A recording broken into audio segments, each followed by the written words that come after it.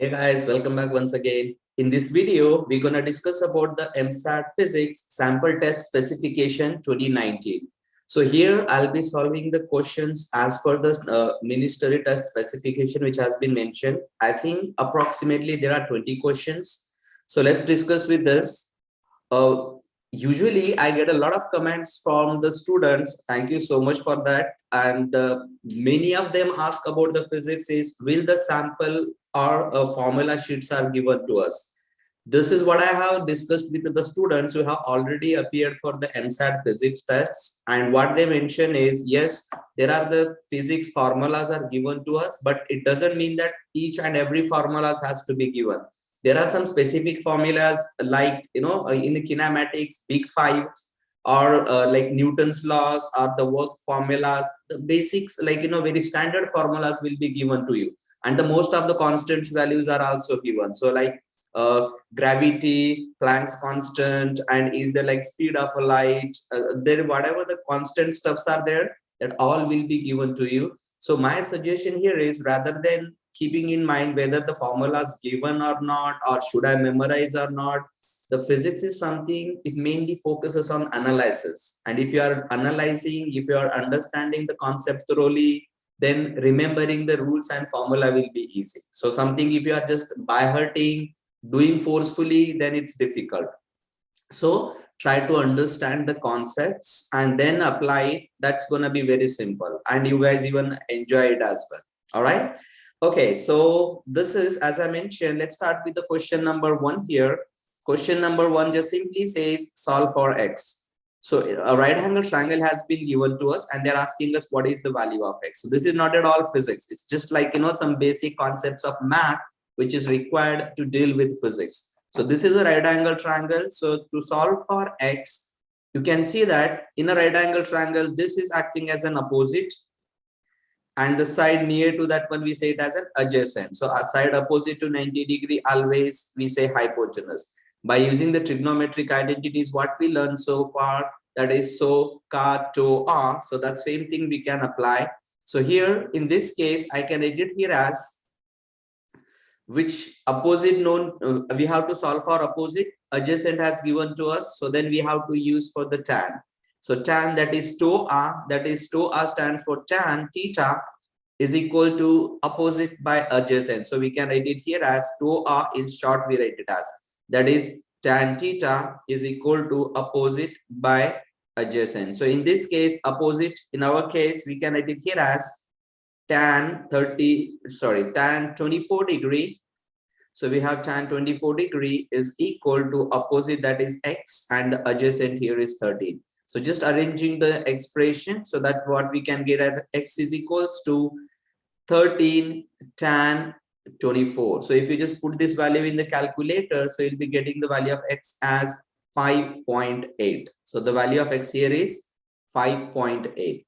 Question number two is find sine theta, where theta is the angle shown. So you can see that this is the theta, and also you can, another thing you can see, it's a right angle triangle.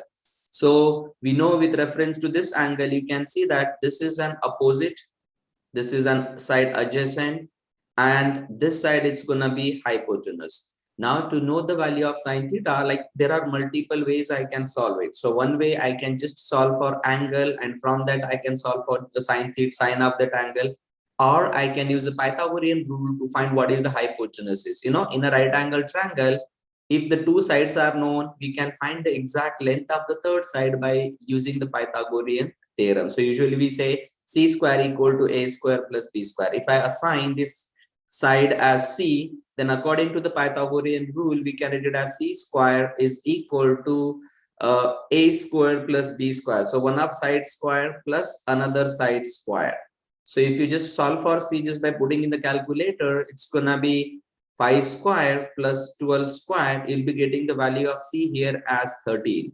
So when the value of c here we got it as 13, then this is equal to 13. Now let's go with the sign, and we know that so sine, that is sine of angle theta, is equal to opposite by hypotenuse. So in our case sine theta is equal to opposite is 12, hypotenuse we got it as 30. So value of sine theta, here it's gonna be 12 by 13. So this is what we can write.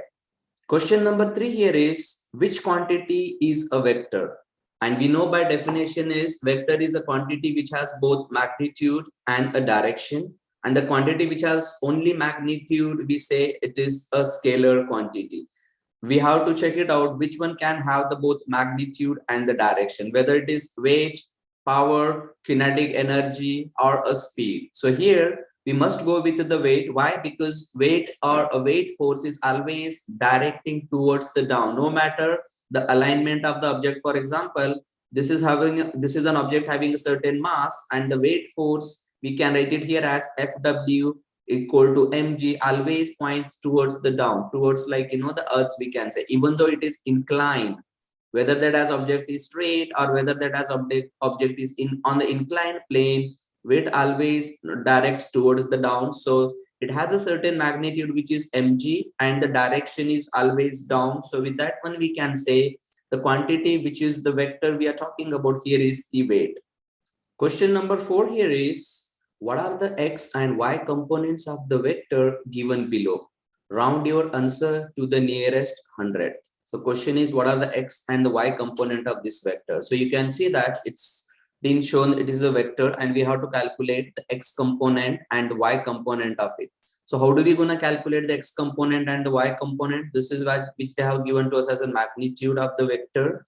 So you just, like, create a right angle triangle just by knowing the what is the x component of this vector and what is the y component of this vector. X component of the vector is going to be this. We can write it here as let's take x, and the y component here is going to be in this way. Because this act as a right angle triangle, now again I can use the basic trigonometric rule, that is SOHCAHTOA, by knowing the angle and by using the side. Let's take, suppose if we are looking to solve for x, with reference to this angle, y is going to be the opposite and x is going to be the adjacent. So I can say this is going to be opposite, so y it's going to be opposite, and this x is going to be adjacent. And 62, what's always hypotenuse? Hypotenuse is something which is opposite to 90 degree always. So if I want to solve for x, I have to use angle x, that is the adjacent, and also hypotenuse. That gives me cos,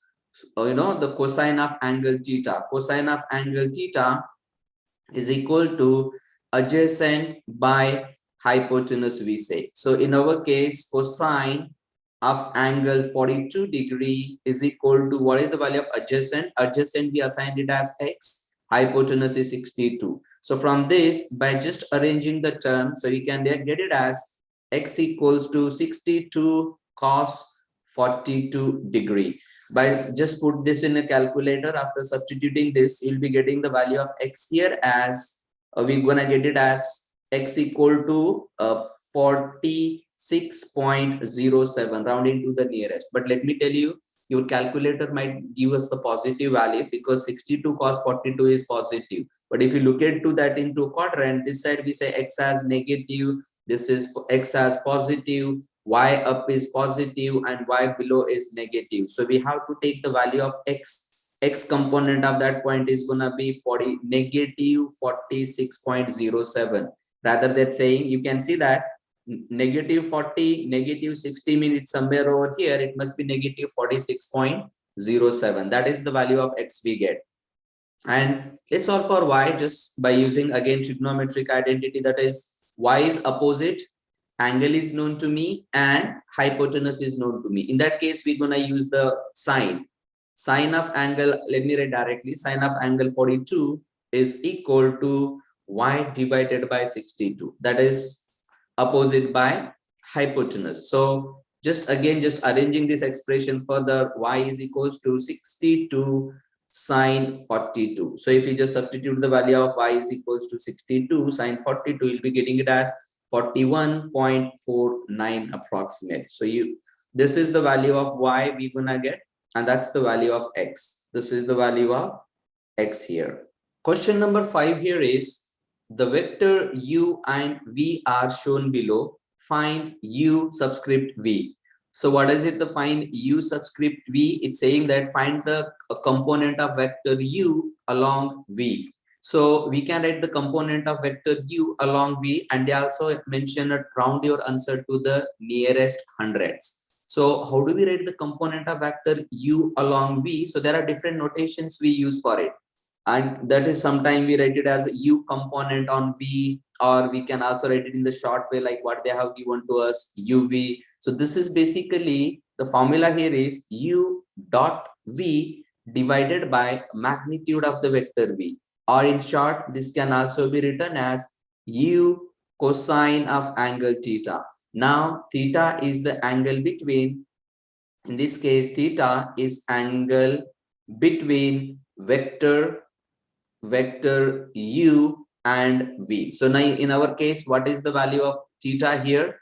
Theta is the angle between both the vectors. In our case, value of theta should be this whole thing. So 49 plus 61. So we can say value of theta here is going to be 49 plus 61. So theta equal to 110 degree. Now just calculate, because we know the magnitude of vector u and we also know the angle. Then we say, right, u subscript v equal to 21 cos 110 degree. So 21 cos 110 degree, we get a value here as negative 7.182, and they are asking us to round your answer to the nearest 100. So just look at here, after the 100th digit the number is lesser than 5, so I just write it as negative 7.18. The value here is gonna be negative 7.18. So this is the answer.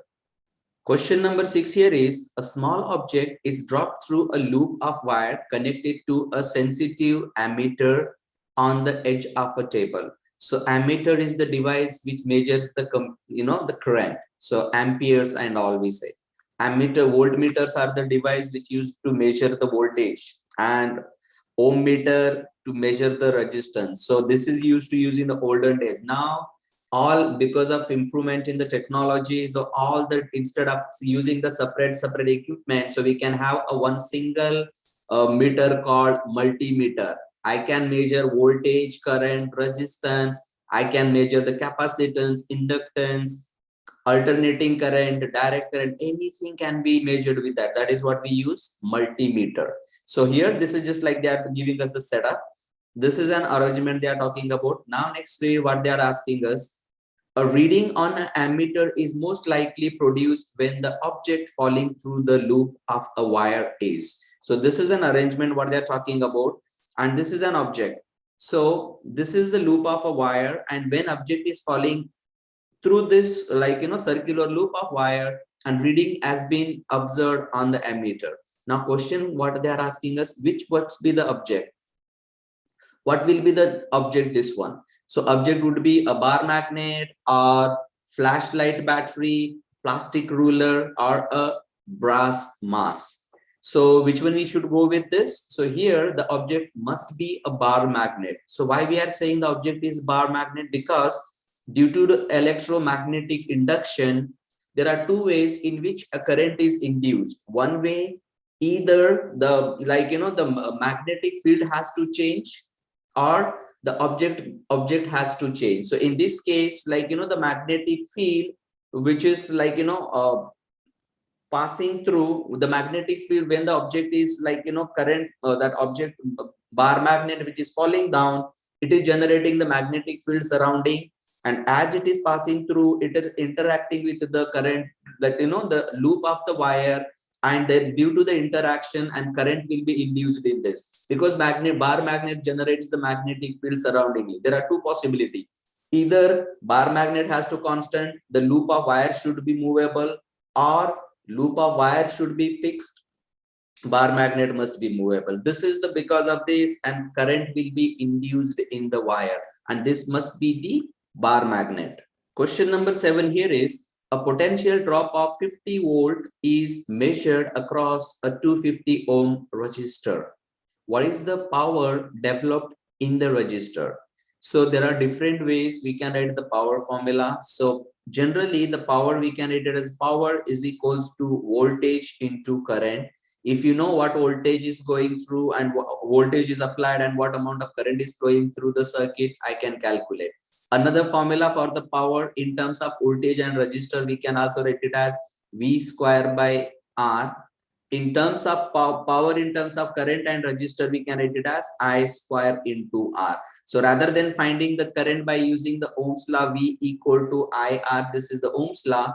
By knowing the value of voltage, resistance, we can calculate the current and then I can substitute here. So instead of doing just an additional work, I can directly go with this. So power is equals to V square divided by R. So we know that V here is equals to V is the 50 volt and R is going to be 250 ohm. So we can write it here as 50 square divided by 250. So when you substitute that in the calculator, you'll be getting the value of this one here as 10 watt. So power which is generated here will be 10 watt. Question number 8 here is, which circuit has the largest equivalent resistance? So let me tell you, when the resistors are connected in series, it gives the largest net equivalent resistance as compared to when the resistors are connected in parallel. As we know, there are two combinations of resistors are possible, series and parallel. So when we are connecting in series, let's take, this is what we say the series combination, the terminal of the resistor will be connected with. So if I am saying this is R1, R2, in this case, the net resistance or R equivalent resistor is simply adding of them, R1 plus R2. But in the same way, when the resistors are connected in the parallel as they have shown, so in this case, the net resistance value will be the smaller. So remember, when the resistors are connected in series, the net equivalent resistor will be the greatest. So here you can say R1, R2, this is the parallel connection, and the equivalent resistance we rated as 1 by Rp equal to 1 by R1 plus 1 by R2. We are just talking about a fraction of it. So definitely the parallel combinations gives the smaller resistance. So I should cancel off these two options. So now I left with the either this one or this one. Just add them. Whenever they are connected in series, the net equivalent resistance produced here is gonna be, we say Rs equal to 2 plus 2 plus 6. So 2 plus 2 plus 6, that's gonna be 10 ohm. And in this case, 2 plus 2 plus 4, we're gonna get here only as an Rs for this is gonna be only 8 ohm. So we should go with this. Question number 9 here is, a 50 ohm resistor and unknown resistor are a 120 volt source and an ammeter are connected in a complete circuit. The ammeter reads 0.5 ampere. Now question is, what's the question they're asking us? What is the equivalent resistance of the circuit? So question is, what is the equivalent resistance of the circuit? So according to the Ohm's law, what is the Ohm's law says? V is equal to I into R. In our case, I can say V is equals to I into R equivalent. So from this R equivalent, we can find it as V divided by I. So what is the value of V? We say 120 volt and the current flowing through is going to be 0.5 ampere. So 120 divided by 0.5, that must be 240 ohm. So we are talking about the R equivalent. So if this ohm is, this resistor is 50 ohm, then definitely this has to be how much?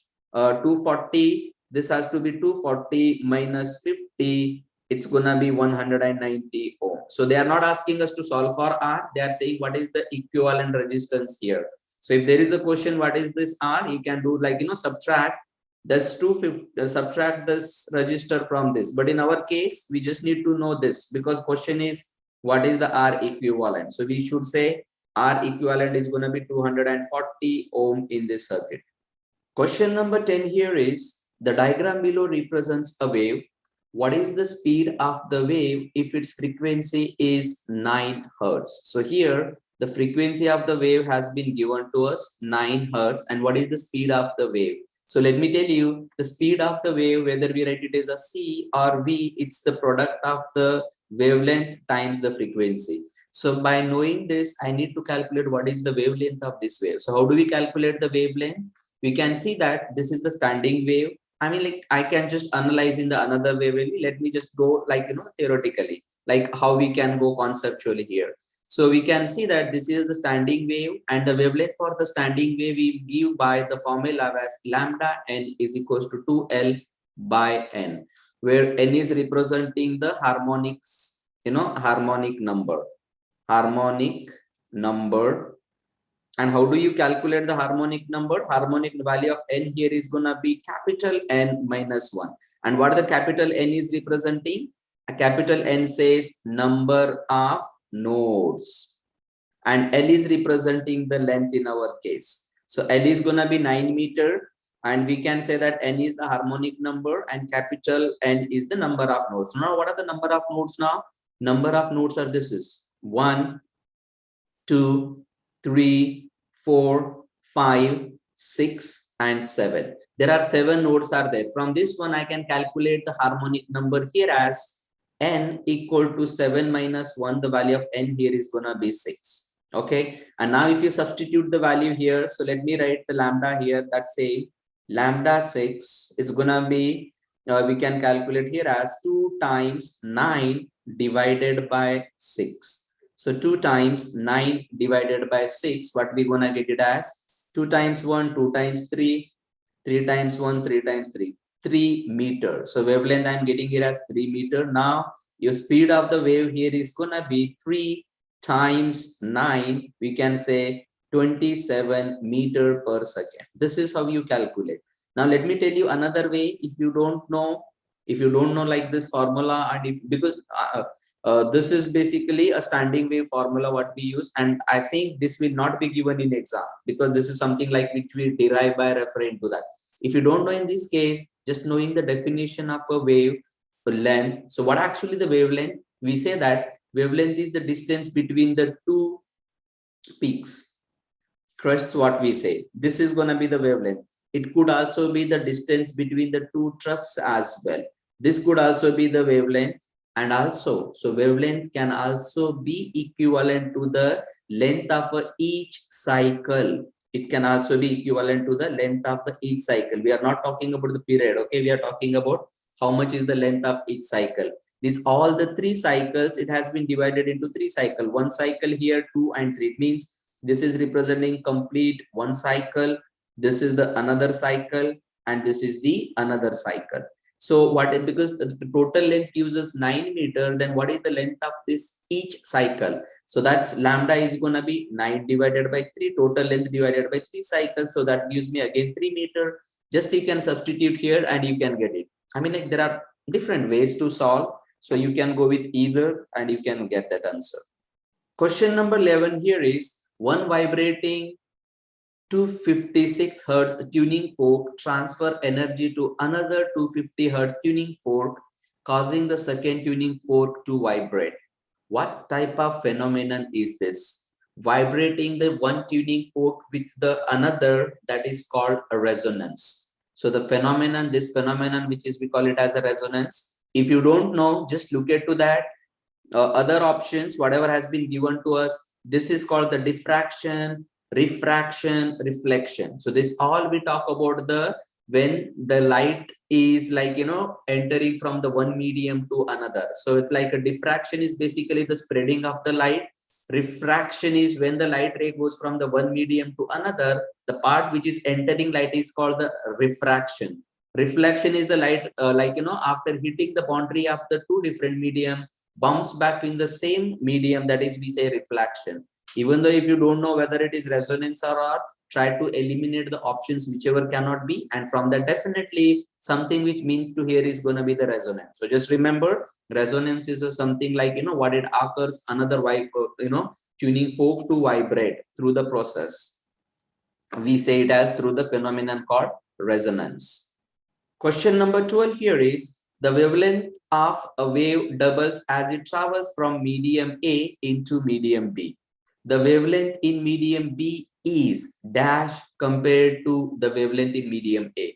Now, wavelength of the wave doubles. So let me tell you, when the light wave goes from whichever the waves, maybe sound waves, light waves, any waves goes from the one medium to another medium, the frequency of that wave stays the same, but its speed varies. Speed changes due to the change in the wavelength. So whether the light ray is going from the one medium, let's say if the light ray is going from the medium 1 to medium 2, it could be anything.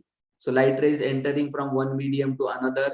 its frequency stays the same, f is constant, and now change variation in the speed due to the variation in the wavelength. So now how do we give the relation with this? So we know that the speed is going to be wavelength times the frequency. Now if you just apply, so this is the frequency is the constant, and when they are saying that the wavelength of the wave doubles, this is the actually formula, and this is the constant, then I can say speed is directly proportional to the wavelength.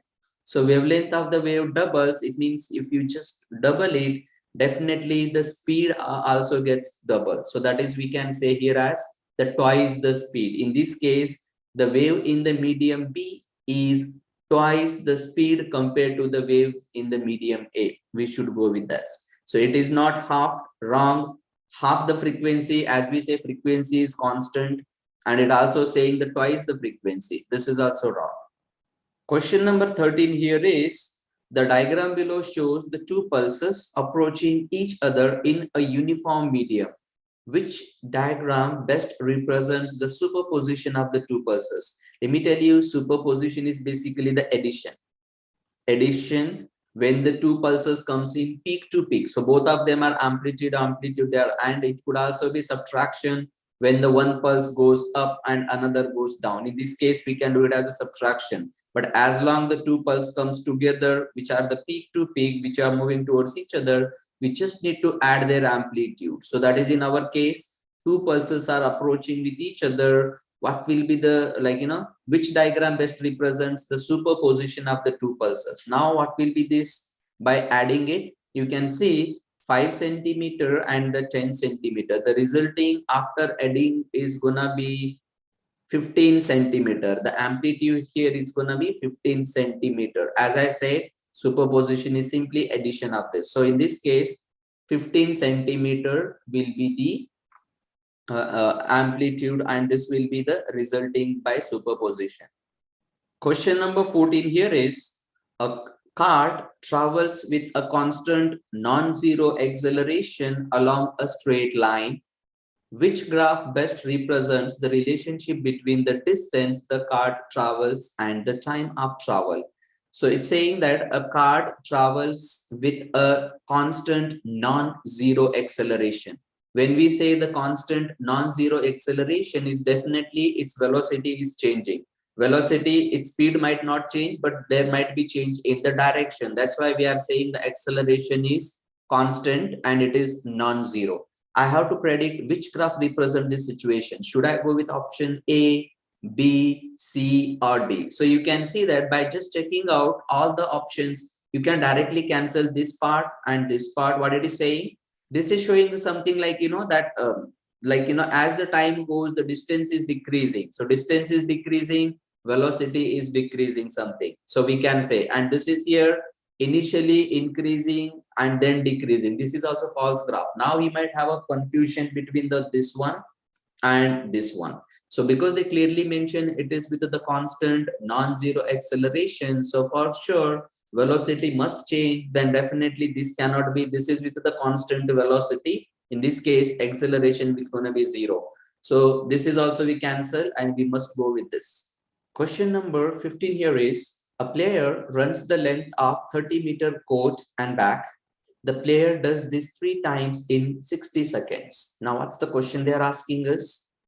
Question says, what is the magnitude of the player's total displacement after 60 seconds? So what is basically the displacement is? Displacement, the definition of displacement is change in position. Change in position, simply we say. So before starting his track, before starting his race, the player was here. After 60 seconds, the player was same at the same place. If he is starting from here, before starting his race, player was here, and after 60 seconds, he is at the same position. It means there is no change in the position here, where he was before starting the race. After completing the race in 60 seconds, he is exactly at the same place. So in this case, the displacement, we say 0 because he is at the same place. So change in position here is going to be 0. So we say delta S or delta X, the displacement, what we mentioned, it's going to be 0. We say simply it's a 0 meter. Question number 16 here is the path of a stunt car driven horizontally off a cliff is represented by the diagram below. The diagram is showing that the part of a car driven horizontally. After leaving the cliff, the car falls freely to a point A in 0.5 seconds and to the point B in 1 second. So we are talking about its horizontal position. We are talking about this is basically a parabola, projectile motion or trajectory motion or parabolic path, we can say. Car is falling something like that, and we know when an object is falling like parabolical motion and all, the distance or the position along the x-axis is fixed. It's the same because the velocity along the x-axis is same. When the velocity is same, there is the zero acceleration along that. So here we are talking about what will be the position of the car, what is the distance the car has covered at the point B. Now you can see that when the car was here, the car has x-axis is representing the distance. It has covered a distance of 8 meter in 0.5 seconds. When the car is at the point B, it has covered a distance of 16 meter in 1 second. So 16 meter in 1 second, then what will be the the speed, or what will be the, what question is here asking us, after leaving the cliff, the car falls this one. Now what's the question they're asking us? What is the magnitude of the horizontal component of velocity of the car at the point B? Neglect friction. Round your answer to the nearest whole number. So you can see that after 1 second, car has covered a distance of 16 meter. Then the velocity, magnitude of the velocity, we can write it as 16 meter per second. So simply we go with like 16 meter per second will be the its value. Question number 17 here is the diagram below shows a force of magnitude F applied to a mass at an angle theta relative to the horizontal frictionless surface. As angle theta increases, the horizontal acceleration of the mass. As the theta increases, the horizontal acceleration of the mass. So now we have to analyze, as this angle increasing, what happens to the, because whatever the force making that block or that objects of the certain mass to move horizontally, only the horizontal component of the force. So if the horizontal component, we have to calculate what is the horizontal component of the force. And how do we calculate? By using the trigonometry. Now angle is known to me, horizontal applied force is acting as an hypotenuse now, and if I want to calculate what is the horizontal component of the force, again use the SOHCAHTOA. This is the vertical component of the force. We are looking just to find horizontal component because that is making that object to move. So how do we calculate Fx? Simply I can write it as by using the cos theta rule. Cos theta, it's going to be adjacent by hypotenuse, it's going to be Fx divided by F. From this we can write it as Fx is equals to F cos theta. So now what happens to the value of Fx when the angle increases? Let's take, for example, let me take, if I consider the initially the angle of this one is, let's take for example as 30 degree and check it out, because F is going to be fixed, F is going to be constant. And if you take the value of theta as an example as 30 degree and check it out what happening to the horizontal component of the force. So in this case, we can write it as F cos 30 degree. So what value we gonna go get with F cos 30 degree? You'll be getting approximately 0.86 times the F. It means 0.86 times the F. Now let's little further increase the angle. Now let's take, this is the angle now, and this is way in which the force has been applied. So now if I consider this whole angle as, let's take theta as 45 degree. Now check with that, with the angle become 45 degree, what will be the force? What is the horizontal component of the force? Again, Fx is equals to F cosine 45 degree in this. So what is the value of cosine 45 degree? Cosine 45 degree is going to be 0.707 F times the F. It means what you can see, as the angle is increasing, the value of cos theta is decreasing. So value of cos theta decreasing, then definitely the force along the x-axis decreases. Force along the x-axis decreases, the acceleration decreases, because according to the Newton's law, F net equal to mass into acceleration. Mass is a constant, force is decreasing, force decreasing, acceleration has to decrease. So I should go with the something which shows the decrease in the acceleration. So let's see to the options. What are they have given to us? They have given us an option as decreases, increases, remains the same. So we should go with this. As we can see that horizontal force is decreasing. Question number 18 here is, which diagram represents the electric field between the two oppositely charged conducting spheres? We know that the spheres, if the spheres are positively charged, electric field from there, it will be going away from this. The electric field will go away for the positively charged spheres. And when the spheres are negatively charged, the electric field will be coming towards them. So I should see this situation. You can see that this situation is observed in the first option only. Electric fields from the positively charged sphere is exiting, and electric a sphere from the negatively charged is going to be emerging. So this is the only situation what we can see that. In this case, this part is right, but this is wrong. In this case, this is wrong, this is right. In this case, both of they have written in the opposite way. So this is because it's entering wrong, it is exiting. So only we can have is this option. And this option, this is like when the electric field emerges from positive and meets at the negative, this is called dipole. This is the dipole, or we can also say electric dipole. Question number 19 here is, if the distance separating an electron and a proton is halved, what happens to the magnitude of the electrostatic force between these charged particles?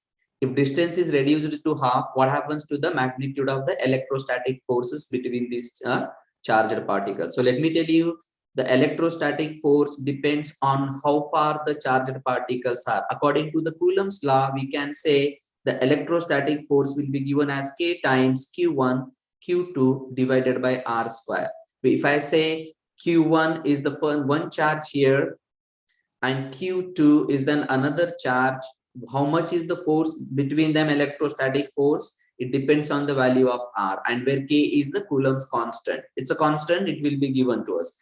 Now question says, if I reduce this distance by 2, then after reducing the distance by 2, what will be your new force here? I can say it's gonna be K Q1 Q2 divided by R by 2, it's a square. If you simplify this, it becomes K Q1 Q2 divided by R square by 4. R square by 4 can also be written as 4 times K Q1 Q2 divided by R square. When the distance got reduced by half, the force got multiplied by 4. So force got 4 times its value. So we should say the force must be quadrupled. Quadrupled basically times by 4. Question number 20 here is, the spectrum of visible light emitted during transitions in excited hydrogen atoms is composed of blue, green, red, and violet lines. What characteristics of light determines the amount of energy carried by the photon of that light? Which characteristic determines the amount of energy carried by the photon of that light? So let me tell you, energy of a photon will be given by this equation. This is basically a concept called photoelectric effect. So if you study that, you'll be getting in detail. Energy of a photon will be given by E is equals to H into F, where H is the Planck's constant and it's a constant value, constant Planck's constant, and F is representing the frequency of the light ray which is hitting. So which is the energy is affected by what then? H is the constant, the energy will be affected by increasing in energy, so frequency should increase, decreasing energy, frequency should decrease. Then we can see that what characteristics of light determines the amount of energy carried by a photon of that light, that is its frequency.